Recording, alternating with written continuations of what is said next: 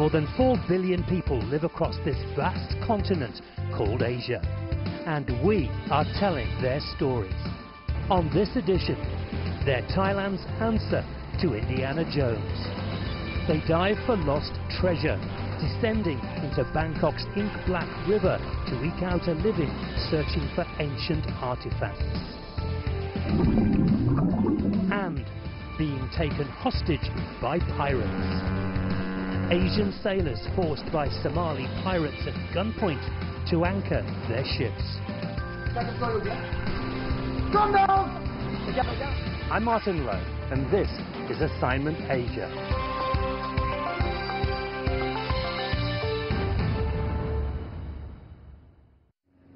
Welcome to the program. A major river here in Thailand, the Chao Phraya, runs from the capital Bangkok and through to the sea at the Gulf of Thailand. It's also known as the River of Kings, and this mighty river is a source of fascination for some and a means of livelihood for others. A small community of divers regularly plunges to the bottom of this river in search of odds and ends, such as coins, china, jewellery and scrap metal. I joined these real-life adventurers to ask them how and why they do it.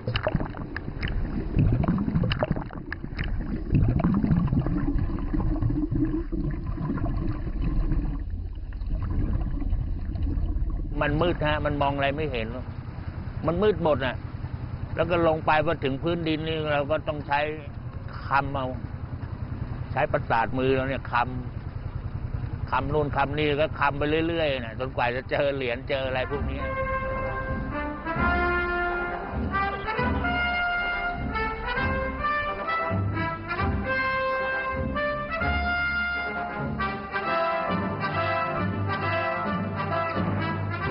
They're being called the Indiana Jones divers, raiders of the Chao Phraya River, plunging to the bottom of Bangkok's dark and deep waterway in search of lost treasure.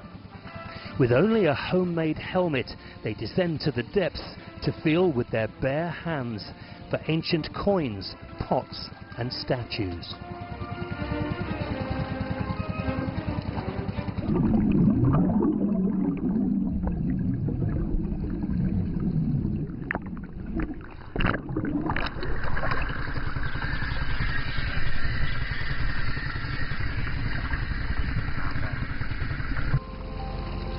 When they surface, they sift through their pickings like prospectors of old, panning for gold.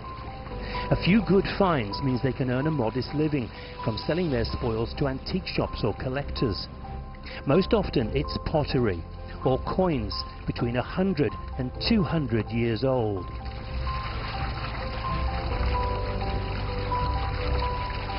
อย่างเงี้ยรอ10ถ้าอย่างนี้ก็เป็นเหรียญพวกรอ6รอ7เหรียญสยามอันนี้เป็นรอ4อันนี้ก็จะเป็นเหรียญเก่า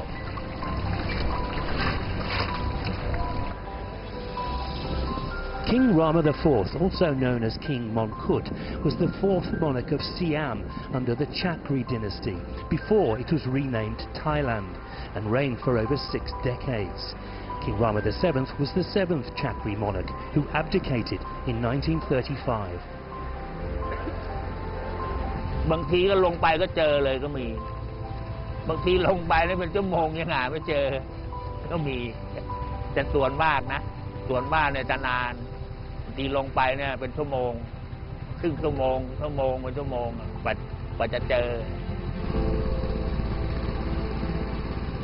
บางทีผุดแรกก็ไม่เจอผุด2เจอมันอะไรอย่างเงี้ยมันไม่แน่นอนเพราะเรามองไม่เห็นห่างนิ้วห่างไปคืบเดียวแล้วก็หาไม่เจอแล้วมันสุดเอื้อมสุดอะไรอะไรเงี้ยเราก็หาไม่เจอ It can be dangerous work. It's cold on the riverbed and there's zero visibility. But each diver is his own boss and keeps his own hours, and not many people can say that.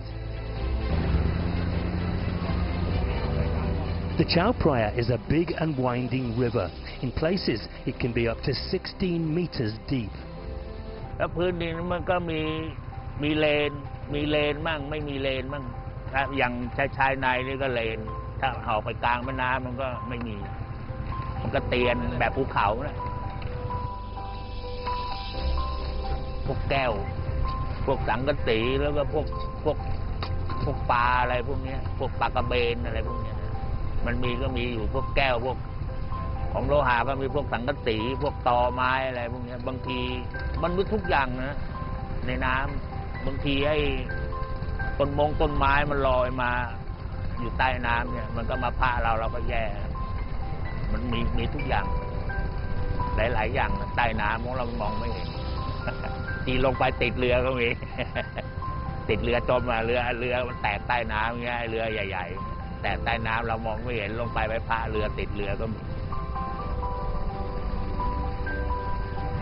บาดแผลถ้าได้ทุกวันถ้าไปดำน้ำนะได้ทุกวันพวกแก้วบาดอะไรบาดเนี้ยมือเนี่ยดูมือเนี่ยหมดมือได้ทุกวันนะไปดำน้ำมันได้บาดแผลทุกวัน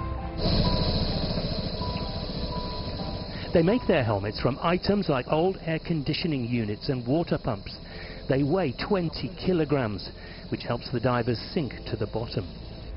Air is pumped down to the helmets through a rubber tube, which keeps out water and allows the divers to breathe. คือซื้อแล้วแบบเราต้องมาแต่งอย่างเงี้ยคือน้ำหนักมันจะไม่ได้ถ้าเราทำเองเนี่ยน้ำหนักถ่วงน้ำหนักอะไรต่ออะไรพวกนี้มันจะพอดีอย่างสมมติว่ามันหนักหน้าเราก็มีไอ้พวกโลหะถ่วงข้างหลังถ้าหากเราไปซื้อเขาเนี่ยมันไม่พอดี In the days before automobiles, a boat on the river was the way most people travelled through the city. In earlier times, many more people lived and worked alongside the Chao Phraya. Possessions would be dropped and lost in the river. The finds being made today help chart the history of this lively waterfront. Udom has a modest haul of coins and pots, and also a clay figure. เป็นดินเผานะสมัยอยุธยาสมัยก็คือสมัยก็อยุธยาเป็นดินเผาจะขายก็ตัวนึงก็ประมาณ500 The Ayutthaya period lasted from 1351 to 1767. The city of Ayutthaya is said to have been one of the largest and wealthiest in the east in the 16th century.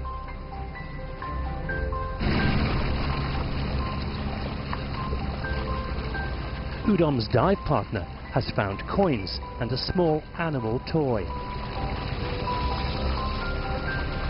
เดี๋ยวหมูกระเบื้องครับหมูเก่าครับ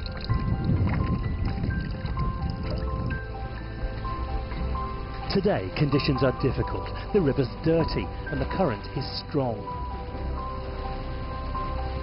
ก็ไม่หนาวเท่าไหร่ครับแต่น้ำแรงดำได้สบายก็มีเหนื่อยมั่งไม่เหนื่อยบ้าง At times, the river throws up more macabre discoveries.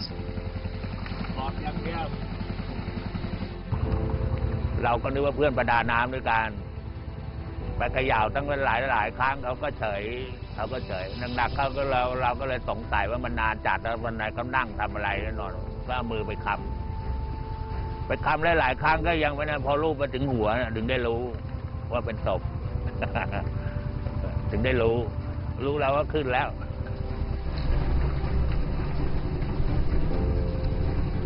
But the divers' way of life is under threat. The Thai government wants to demolish these ramshackle homes as part of a plan to smarten up the capital's waterside. The community of around 30 families will have to move. They're trying to find a way to keep their boats on the water, but fear their remaining days as Indiana Jones divers may be numbered. ก็เศร้าเหมือนกันนะเพราะว่าเกิดที่นี่เลยตั้งแต่เกิดมาก็เห็นอยู่ตรงนี้แล้วค่ะชุมชนนี่มันนานมาเพราะว่าสมัยก่อนนี้เราเป็นเรือที่ล่องเรือข้าวเรือแต่นี่ไปมันลำบากแน่นอนอยู่แล้วเพราะเขาไปเนี่ย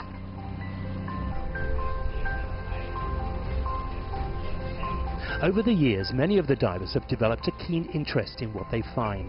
They've become collectors, holding on to artifacts they don't want to sell. Diving for lost treasure is more than a job, it's a way of life, passed down from generation to generation. And there's always the chance of that rare find that will bring big rewards. For Udom, that day has already come. His most prized find, a model ship with Chinese markings made from solid gold and weighing almost half a kilogram, worth $15,000 at today's prices, though he sold it for far less. ลงไปเขาก็บอกว่าไม่เจอไม่มีอะไรรีบมาถึงผมลงไปผมก็ไปเจอคือแบบว่ามันอยู่บนหลังคือโคกก็เรียกโคกก็แล้วธรรมดาถ้าประดาน้ำก็จะเรียกกันหลังคัน คือมันสูงๆแล้วของก็อยู่ข้างหลังข้างบนตอนนี้เราลงไปเจอก็หยิบขึ้นมาก็พูดง่ายว่าก็ดีใจอ่ะมันดีใจที่สุดคือในชีวิตอ่ะ ดีใจที่สุดแล้วก็เราไม่เคยเจอ Even after diving for more than 40 years, Udom is still fascinated by his underwater finds. Though the future is uncertain, he says he wants to go on doing it for as long as he can.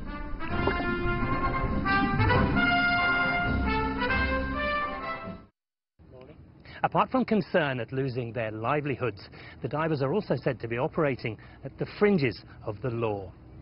That's because taking artifacts is technically prohibited under Thai laws and can be punished by fines or even jail sentences.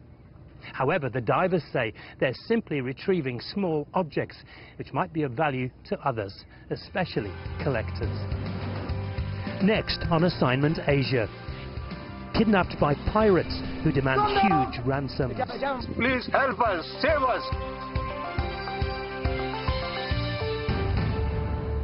Sailors working on international merchant ships often have to spend long hours at sea and endure extended breaks from home.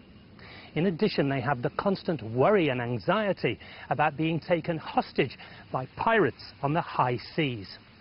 And as Steve Lunt found out, the physical, emotional and psychological damage can be long-lasting, not only to the hostages, but also to their families and loved ones.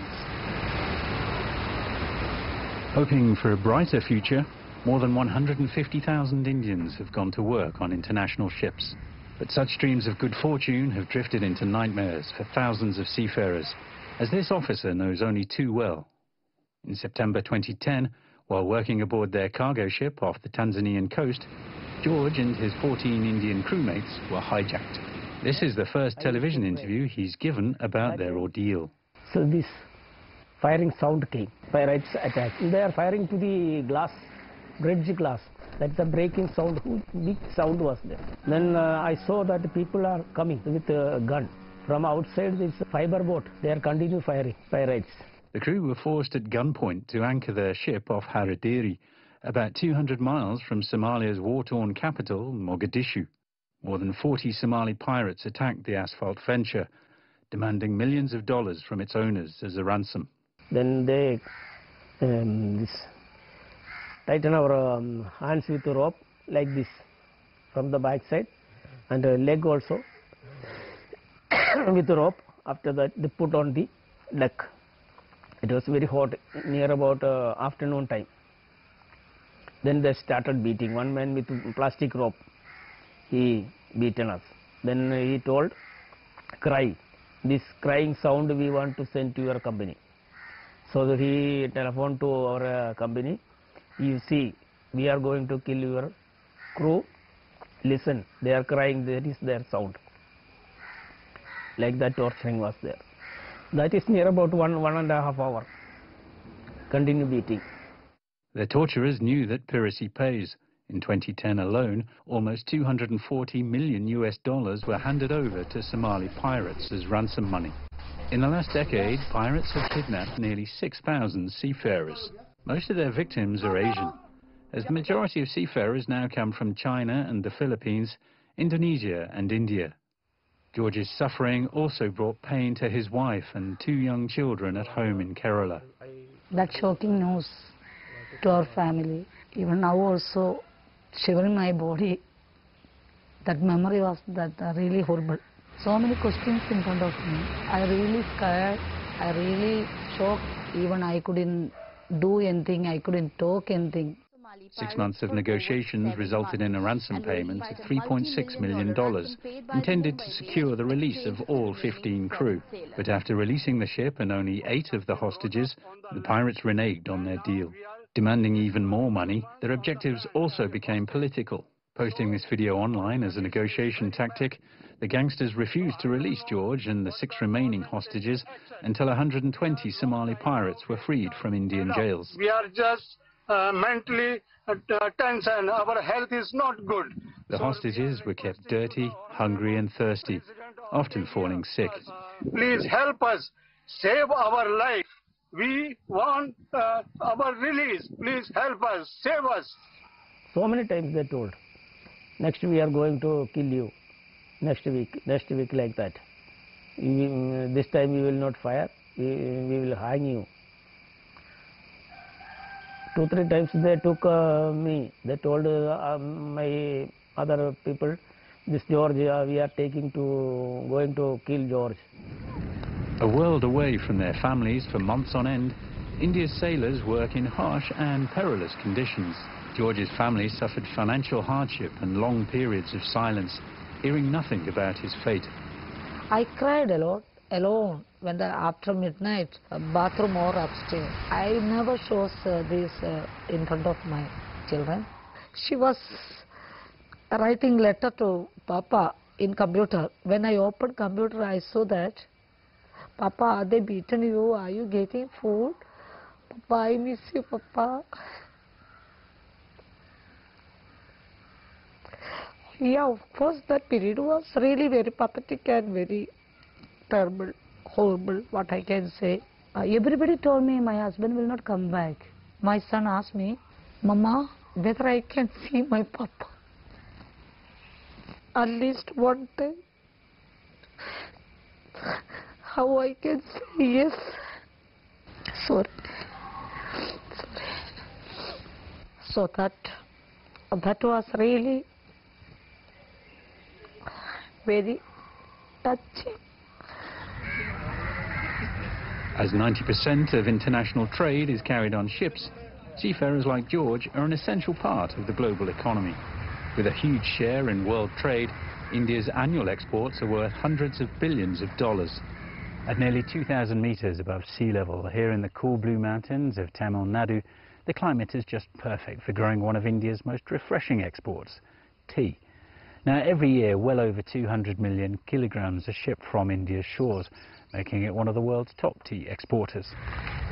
Down here at sea level in the major port city of Kochi, for almost 700 years, traders have been busy making tasty deals and then relying on seafarers to supply their international buyers with India's hottest commodity, spices. Now, shipping nearly 900,000 tons a year, India is the world's largest spice exporter. By exporting these products and, of course, a vast array of other commodities ranging from gems and textiles to fuel and machinery, last year India shipped more than $270 billion worth of goods around the globe. But despite their importance to international trade, seafarers are also exposed to some of the world's worst occupational hazards. As a merchant navy captain, Manoj was at sea for 18 years. Now working for the Sailor Society, a British charity, he is one of the few people in India dedicated to supporting mariners and their isolated families throughout the most stressful times. The general public does not understand the hardship the seafarer undergoes. They don't know there is a man there on board the vessel who might be facing a problem back at home, and he is carrying the essential commodity fuel to this port. And if this ship is not coming here to this port, tomorrow his vehicle is not going to run. He is not aware of that. After working over 80 hours a week with heavy machinery and hazardous loads, some mariners are just forgotten by unscrupulous bosses and left aboard badly aged ships without enough food or water supplies. Last year, nearly 100 Indian sailors were abandoned by their employers to languish on unseaworthy vessels off Dubai. Dozens of these seafarers have been stranded there for over 2 years. As well as failing to pay long overdue wages, the ship owners have even refused to fund their crew's repatriation. So it's a tough life for seafarers, which the outside world does not know. The people, if they are living in a port city, when they go to the beach, they might find a ship in the anchorage. All that they see is the big, huge ship, or they could see something moving in the horizon. Or they say, oh, there's a ship. They only say, hey, there is a ship. They don't say, hey, look, there's a seafarer. Nobody says that, because the people who move this huge object, they're invisible. Manoj is concerned about the increasing isolation of seafarers due to heightened fears of terrorism. After months at sea and having delivered important cargo, many sailors are commonly denied shore leave. After the Twin Tower blast in the US, there's a paranoia. Everywhere, they're scared. Oh, seafarer, he has come. They look at him as, as a criminal, so they don't give him pass. They want to know why should he, for what reason he should go out of the port, what he wants, what is the purpose of him going out. All that they need is a cargo which has come in. You're unwelcome. Earlier we never had this sort of a problem. When I used to sail, we were almost free birds. If my ship is coming to my home port, I could just take 2 or 3 days off from the ship, go spend my time with the family. But today, it is impossible. Still a cadet and on his very first voyage, 25-year-old Praveen Prabhakaran and his crewmates were sailing their cargo ship off the Kenyan coast in 2014 when Somali pirates hijacked their vessel. Praveen's father recalls the moment they sensed their son's plight. Somalian കൊള്ളക്കാർ പിടിക്കുന്ന അന്ന് നൈറ്റിൽ അമ്മ ഒരു sound ഉണ്ടാക്കിയിട്ട് എന്താണെന്ന് ചോദിച്ചപ്പോൾ പറയുന്നത് പ്രവീൺ ഏതോ അപകടത്തിൽപ്പെട്ടു. അത് കഴിഞ്ഞിട്ട് പിന്നെ അവിടുന്ന് ഫോൺ വിളിയൊക്കെ വന്നപ്പോൾ അവൾ അറിഞ്ഞു. ഞാൻ അറിഞ്ഞപ്പം പോലെ ഇങ്ങനെ അസുഖമായി. അമ്മ അന്നേരം അറിയുന്നില്ല, പിന്നീട് അറിയുന്നില്ല. ഇല്ല, എന്താണ് സംഭവിച്ചതെന്നറിയില്ല, എന്തോ സംഭവിച്ചു എന്ന് പറയും. അവനെന്തോ അപകടം ഉണ്ടായി.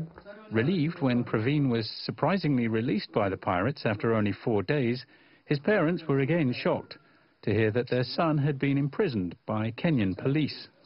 എത്തിയത് അറസ്റ്റ് ചെയ്ത് അവർ സെർച്ച് ചെയ്ത് എല്ലാം പിടിച്ചെന്നറിഞ്ഞ ഉടനെ അവൻ ഫോൺ ചെയ്തു.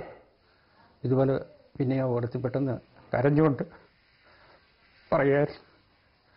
അവൻ കരഞ്ഞുകൊണ്ട് പറയായിരുന്നു, ഇതിൽ മയക്കുമരുന്നാരെന്ന് വെച്ചാൽ ശരിയില്ല. അവർക്ക് രണ്ടുപേർക്കും അറിയില്ല. അന്നേരം ക്യാപ്റ്റൻ പറഞ്ഞെന്ന് പറഞ്ഞ ഇതിൻ്റെ ക്യാപ്റ്റൻ പറഞ്ഞിരുന്ന അവർ രണ്ടുപേർക്കും അറിയില്ലെന്ന് അവരുടെ മൊഴിയും കൊടുത്തിരിക്കുന്നു. അവർ കുട്ടികളാണ്, അവർക്ക് അറിയത്തില്ലെന്ന്, അവർ സ്റ്റുഡൻ്റാണ്, അവർക്ക് അറിയില്ലെന്ന് പറഞ്ഞു. Manoj helped Praveen's father by drafting letters and connecting him with politicians, journalists and Indian expatriates in Mombasa. But a proper hearing of his case was delayed time and again. Manoj provided moral support to help Praveen's parents cope with their emotional trauma. Doctors പറയുന്ന അവൻ്റെ മോൻ വന്നാൽ ഇതിന് എന്തെങ്കിലും മാറ്റം ഉണ്ടാകുമെന്നാണ് പറയുന്നത്. മാനെ കണ്ടു കഴിഞ്ഞാൽ മാന് വേണ്ടിയിട്ട് കാത്തിരിക്കുകയാണ് ഞാൻ. ഇല്ല, ഇന്ന് തന്നെ അവൻ വരും എന്നും ഓരോ ദിവസം അവന് വേണ്ടി കാത്തിരിക്കുക. ഇന്നിറങ്ങും നാളെ ഇറങ്ങുമെന്നുള്ള പ്രതീക്ഷയിലാണ്. ഓരോ ദിവസം എണ്ണി കഴിയുകയാണ്. എന്നുവേണ്ടി ഞാൻ മാനസികമായി തളർന്നു കഴിഞ്ഞാൽ ഇവരെ ആരും നോക്കും, എൻ്റെ കുടുംബം തകർന്നു. അതിനുവേണ്ടി ഞാൻ ജീവിക്കുന്നു. ഇതിനുവേണ്ടി എൻ്റെ ഭാര്യയ്ക്കും മക്കൾക്കും വേണ്ടി ഞാനിങ്ങനെ കാത്തു കഴിയാണ്. അവൻ ഇന്ന് വരും നാളെ വരുമെന്നുള്ള ദേഷ്യത്തിൽ അവനെ എത്താൻ വേണ്ടി ഞാൻ പ്രതീക്ഷിച്ചുകൊണ്ടിരിക്കും. വന്നു കഴിഞ്ഞാൽ എൻ്റെ ഭാര്യയുടെ അസുഖം മാറുമെന്നുള്ള വിശ്വാസത്തിൽ കഴിയും. 3 months after this interview, Praveen walked free after spending nearly 3.5 years in a Kenyan prison for a crime he did not commit. Sadly, the family's reunion in Kerala was to be short-lived.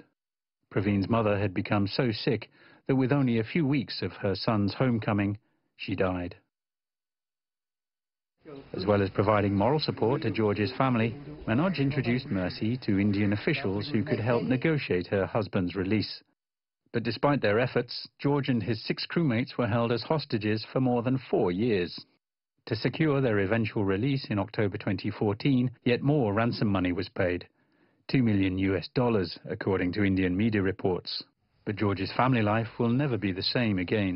Due to the pirates' beatings, George is now deaf in one ear. He also suffers from memory loss and bouts of extreme anxiety. It is, of course, changed my husband's character. Till now, It becomes very short-tempered, no sentiments.